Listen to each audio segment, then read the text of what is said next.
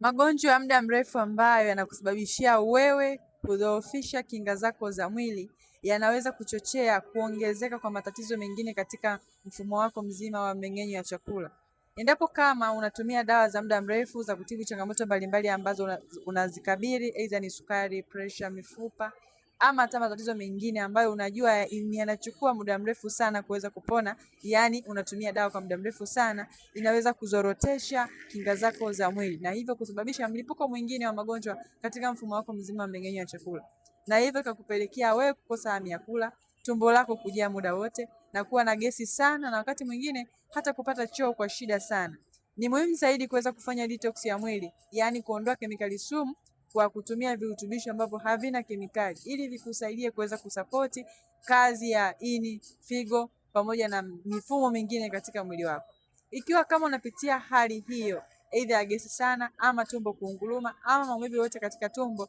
unaweza kuwasiliana nasi kwa msaada zaidi. Tumewasaidia watu wengi ambao walikuwa na hali kama yako na wameweza kupona kabisa.